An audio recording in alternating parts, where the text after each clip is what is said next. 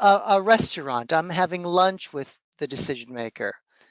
Anything I should be more sensitive to, aside from chewing with my mouth open? What should I be thinking about in those moments?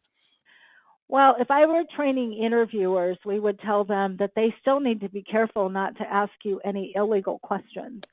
That's often the place over dinner or over lunch where some of those kinds of things start to creep in, about your kids, about your marriage, about this, that, and the other. So um, they really need to stay in work focus mode.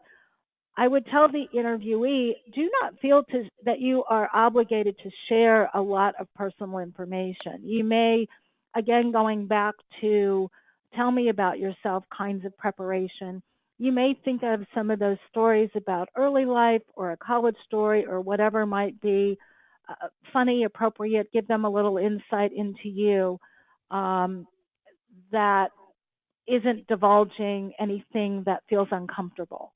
The Mhm. other is it's a good time to ask questions about the company. What brought you to this organization?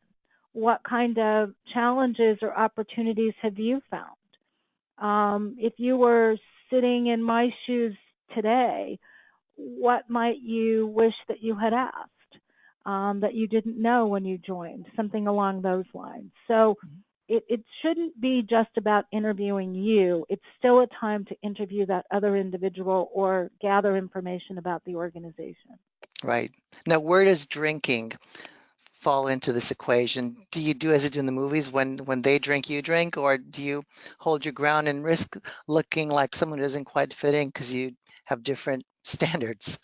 Right. I think that's a very personal choice. I think if obviously if your host is ordering um, a bottle of wine or whatever, or a glass of wine, you might also do so. I would just caution you to just, you know, pace yourself. What was I watching the other day? There was someone on TV that was talking about having to go to a lot of sort of work, career, social events every evening. And someone said, "Oh my gosh, you're so busy. How do you pace yourself?"